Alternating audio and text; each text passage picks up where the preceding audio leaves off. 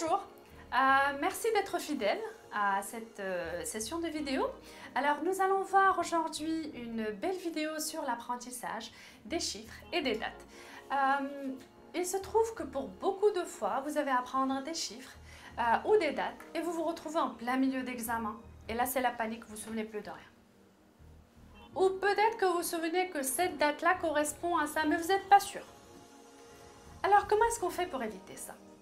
Tout simplement en utilisant des moyens mnémotechniques. Les voici. Alors, pour pouvoir vous étayer un tout petit peu ça, je vais vous l'étayer par un exemple. Vous allez avoir donc plusieurs dates à apprendre et je vais vous montrer les différentes manières de le faire. Et là, vous allez voir qu'on va revenir à l'ancienne technologie, qui est les anciens téléphones.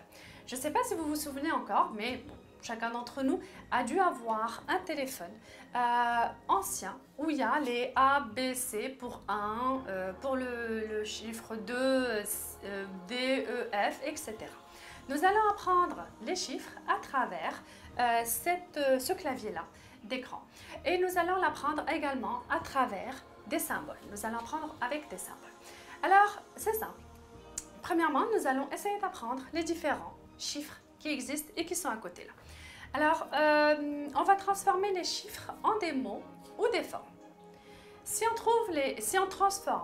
transforme les chiffres et les lettres du téléphone, ça va donner la chose suivante.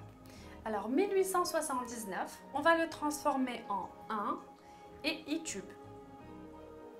Alors, le 1, il va être transformé en I, parce que le clavier ne permet pas du tout de transformer en une lettre, donc on va le transformer en quelque chose qui ressemble à 1. Donc ça a même la même forme que le I. Alors, pareil, 1899 va être transformé en voix. VWA. 1904 va être transformé en Zoe. Et 1907 va être transformé en Yop. Alors, c'est juste une manière pour vous de vous souvenir à travers des mots qui font sens. Une autre manière de pouvoir vous en souvenir, c'est à travers des formes. Alors, on va mettre 1, 2, 3, 4, 5, 6, 7, 8, 9. Et puis après, pour se souvenir de 1882, on va faire 1, 8, 8, 2. Pareil, voix 1, 7, 8, 9, 2. Et on va continuer comme ça. Je vous laisserai faire le 1904. Allez-y, faites-le. Et je vous laisse faire également le 1907. Allez-y, faites l'effort.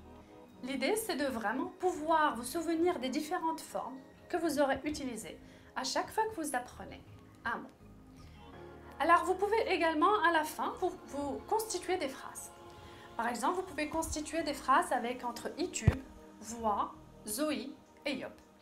Ça vous permet un peu de transformer des dates en des mots que vous connaissez déjà ou des phrases. C'est des outils mnémotechniques ou des symboles.